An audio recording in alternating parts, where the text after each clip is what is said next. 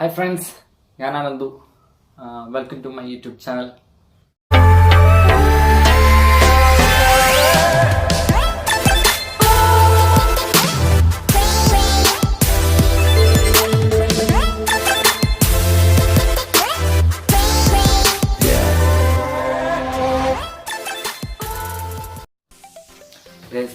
ഞാനിപ്പോൾ 3 പാർട്ടുകളിലായിട്ട് എങ്ങനെ realistic portrait വരയ്ക്കാമെന്ന് നിങ്ങൾക്ക് കാണിച്ചു തന്നു. ഇന്നത്തെ വീഡിയോ ഞാൻ ചെയ്യുന്നതെന്ന് വെച്ച് കഴിഞ്ഞാൽ എങ്ങനെ ആ പോർട്രേറ്റ് ഫിനിഷ് ചെയ്യാം. അതുപോലെ ഞാൻ ആ പോർട്രേറ്റിനകത്ത് അന്ന് വരച്ച വീഡിയോകളിൽ ഹെയർ ചെയ്തിട്ടുണ്ടായില്ല, അതുപോലെ തന്നെ നെക്ക് ചെയ്തിട്ടുണ്ടായില്ല, ഡ്രസ്സിൻ്റെ പാർട്സ് ഒന്നും ചെയ്തിട്ടുണ്ടായില്ല. അപ്പോൾ അതെല്ലാം ഇന്ന് തീർക്കും. ഇന്നത്തോടെ അത് ഫിനിഷ്. പിന്നെ എന്താണെന്ന് വെച്ച് കഴിഞ്ഞാൽ അവർക്ക് ഈ വർക്ക് ഇന്നത്തോടെ എന്തൊക്കെയാണ് ഞാൻ ഫിനിഷ് ചെയ്യണം, അതിൻ്റെ ഫിനിഷിങ്ങും ഡീറ്റെയിലും കാര്യങ്ങളെല്ലാം ഞാൻ ഇന്ന് പറയണേ. പിന്നെ നിങ്ങൾക്കിത് വളരെ സിമ്പിളായിട്ട് ചെയ്യാവുന്ന ഒരു മെത്തേഡിൽ തന്നെയാണ് ഞാൻ ചെയ്ത് നിങ്ങൾക്ക് കാണിച്ചു തരുന്നത്. കാരണം എന്ന് വെച്ചാൽ നിങ്ങൾക്കിത് ചെയ്യാൻ പറ്റണം. എൻ്റെ ഈ ഒരു വീഡിയോ കണ്ടു കഴിഞ്ഞ് കഴിഞ്ഞാൽ ഈ ഒരു 4 പാട്ട് കണ്ടാൽ തന്നെ നിങ്ങൾക്കിത് ചെയ്യാൻ പറ്റണം.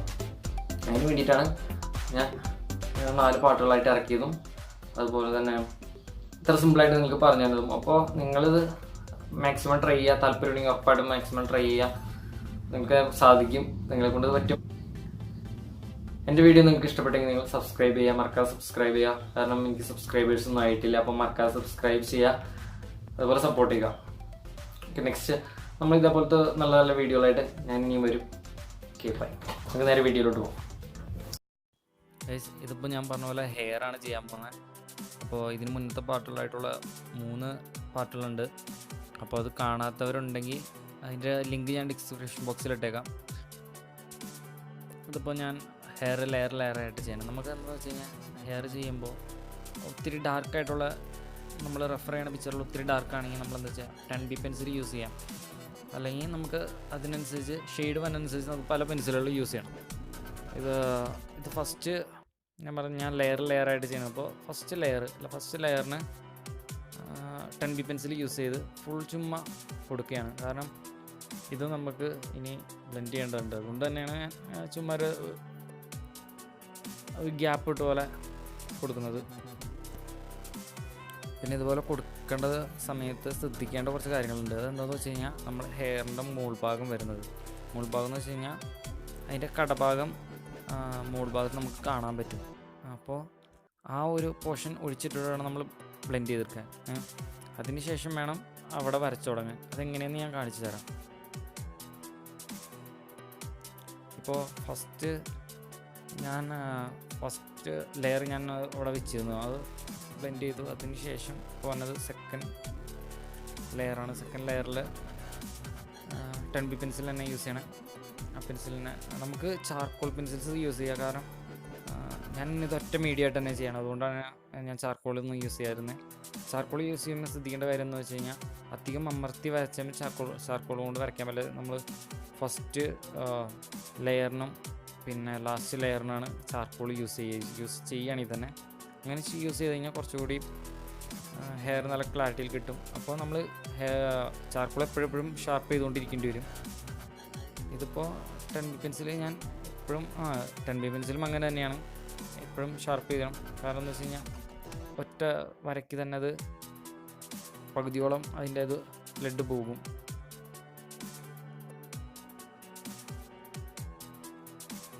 ഇതിപ്പോൾ അതിൻ്റെ കടഭാഗം എന്ന് പറയാൻ പറ്റില്ല, ഹെയറിൻ്റെ നടുഭാഗമായിട്ട് വരുള്ളത്.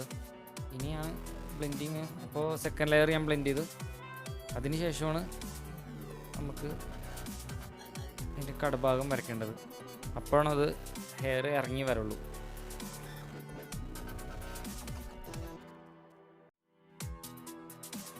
നമുക്ക് ഡീറ്റെയിലിങ് തോന്നിക്കാൻ വേണ്ടിയിട്ടാണ് നമ്മൾ ചെയ്യുന്നത്. വെച്ച് കഴിഞ്ഞാൽ അതിനെ ശരിക്കും റിയലിസ്റ്റിക് ആയിട്ട് തോന്നാൻ വേണ്ടിയിട്ടാണ് അങ്ങനെ ചെയ്യുന്നത്.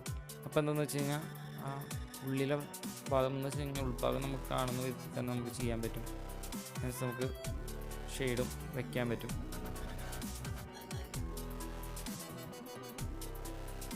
കഴിഞ്ഞിട്ട് നമ്മുടെ ഹെയറിൻ്റെ ഫേസിലേക്ക് വന്ന് നടക്കുന്ന ഹെയർ അതെല്ലാം നീറ്റായിട്ട് തന്നെ വരയ്ക്കുക. കാരണം അത് വരയ്ക്കുമ്പോൾ റിയലിസ്റ്റിക് ആണ്. നമ്മൾ റെഫർ ചെയ്യണ പിക്ചറിൻ്റെ ഹെയറിൻ്റെ എന്തോരം ഡാർക്ക്നെസ് ഉണ്ടോ അതിനനുസരിച്ച് വേണം പെൻസിൽസ് യൂസ് ചെയ്യാൻ. ഇപ്പോൾ ലൈറ്റ് ആയിട്ടുള്ള ഹെയറാണ് എനിക്ക് കിട്ടണ പിക്ചർ, ഞാൻ റെഫർ ചെയ്യണ പിക്ചറെങ്കിൽ ഞാൻ ആദ്യം ഒരു 6B അല്ലെങ്കിൽ ഒരു 4B പെൻസിൽ യൂസ് ചെയ്ത് ഫസ്റ്റ് ലെയർ വയ്ക്കുള്ളൂ. ശേഷം നമുക്ക് അടിയിലോട്ട് പോകുമ്പോൾ നെക്കിൻ്റെ ഭാഗത്തുള്ള ഷാഡോ ആണത്.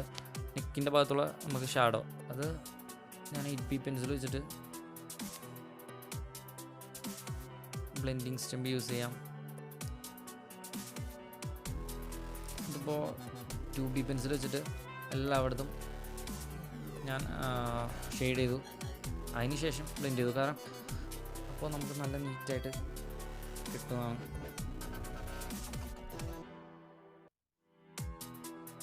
കുറച്ച് ഡാർക്കായിട്ടുള്ള പോർഷൻസൊക്കെ നമുക്ക് ഡാർക്ക് ചെയ്ത് കൊടുക്കാം.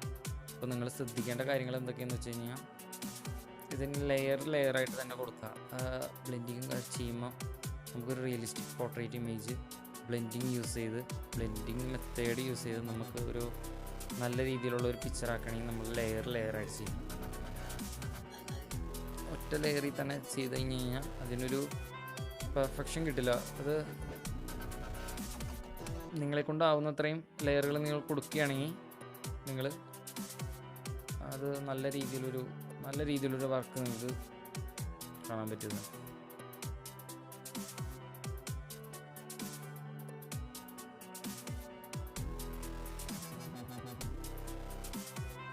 അപ്പോൾ നിങ്ങൾ ഓരോ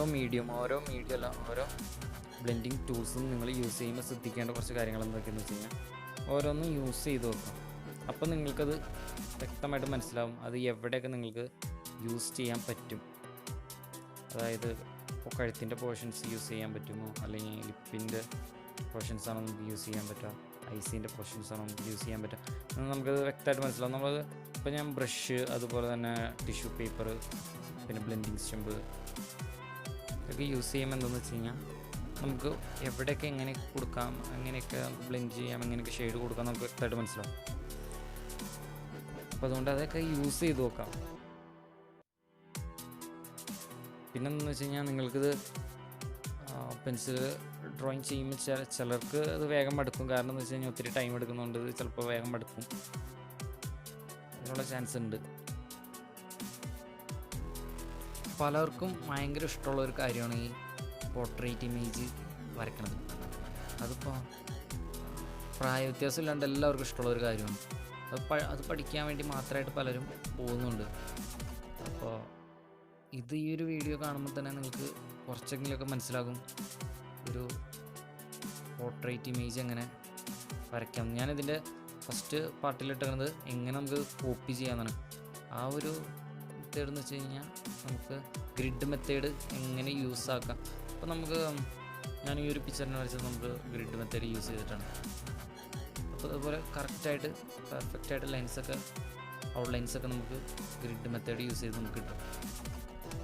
ഞാൻ ആർക്കുടെ പിക്ചർ വേണമെങ്കിലും നമുക്ക് വരയ്ക്കാം, വളരെ സിമ്പിളായിട്ട് വരയ്ക്കാം. പിന്നെ ഷെയ്ഡിങ്ങും കാര്യങ്ങളൊക്കെ നിങ്ങൾക്കിടെ കയ്യിലാണ് ഇരിക്കുന്നത്. അത് നിങ്ങൾക്കിടെ ക്ഷമ പോലെ ഇരിക്കും നിങ്ങൾക്കിടെ ഷെയ്ഡിങ്ങും. നല്ലോണം ക്ഷമയുണ്ടെങ്കിൽ നിങ്ങൾക്ക് സൂപ്പറായിട്ട് ചെയ്യാവുന്നുള്ളത്.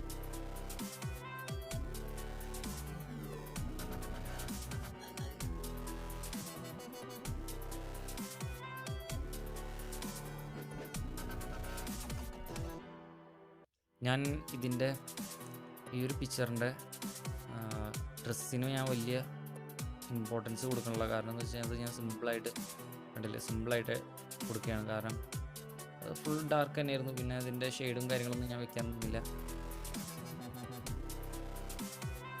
സിമ്പിളായിട്ട് തന്നെ അത് തീർക്കുകയാണ്. കാരണം ഞാൻ നിങ്ങൾക്ക് പറഞ്ഞു തരാൻ ഉദ്ദേശിക്കുന്ന കാര്യം ഫേസ്, അതുപോലെ ബാക്കി ഡീറ്റെയിലിങ് കാര്യങ്ങളാണ്. അതുകൊണ്ട് തന്നെ ഞാൻ ഡ്രസ്സിൻ്റെ കാര്യത്തിൽ വലിയ ഇമ്പോർട്ടൻസ് കൊടുക്കാണ്ട് തന്നെയാണ് വരച്ചത്.